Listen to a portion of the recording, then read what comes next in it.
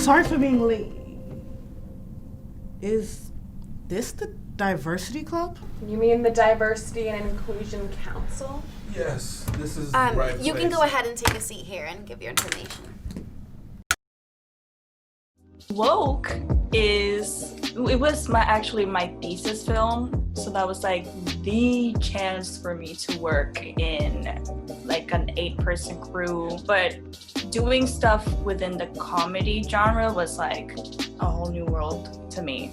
And I was really nervous about the actual topic. That was very close to my personal experience. So putting it on paper and actually giving it like a comedic twist was a really big challenge. So Luz, have you seen our new ad playing around campus? Mark here put a lot of it together. I'm pretty proud of it. Let's watch it anyways.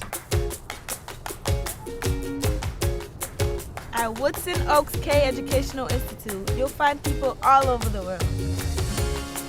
Nationality doesn't matter to us. We welcome everybody. What exactly inspired you to create Woke, and take me a little bit through the writing process? So I was born in the Dominican Republic and I lived there until I was 18. So then when I moved to the United States around 5 years ago, it was such an interesting process because I was very used to American culture, but you don't really know how you're going to acclimate until you're actually here.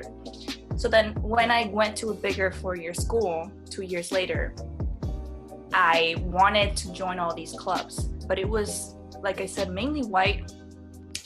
It just felt like I was there like a token.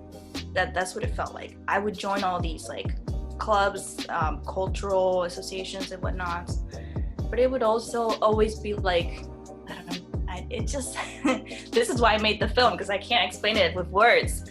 But that was my exact experience. Like I would join all these clubs, I would come in with all of these new ideas, especially since my experience as a person of color was so different from the other people of color that were there in that school. And they would immediately shut it down, or I would get the whole answer of like, well, this is how we've always been doing things, and that's how we're gonna keep doing it. And it was like, okay, that sucks. I feel like no one here sees me as a person. Everyone except Pierre has made me feel that way. Let's talk a little bit about Luz's big speech at the end.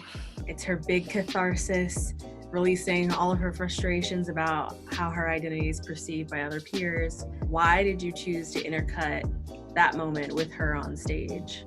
I actually got that same question when I did the pitch originally. For me, it felt like the character is so close to me, and being on a stage feels really comfortable. Being in her head, it would feel like she's the center of it. So that would kind of emote very well the emotions that she had in that moment. And it helped with the lighting, because that was really big for me. The lighting was a big factor. It didn't come out exactly as I wanted it to, but we actually got a lot done on that part. So I wanted the blue and the red lighting, which was actually inspired by Insecure, like the show. I did a lot of research on that part. I heard that it's kind of an issue in Hollywood for them to light people with darker skin, which is why I was like, okay, we need to specifically do this so we do it right. And that's why the auditorium was big. It was very beneficial, really easy for us, but also it's part of the story as well, because it's in her head. Hey, Robert? Yeah? I think you should sign up.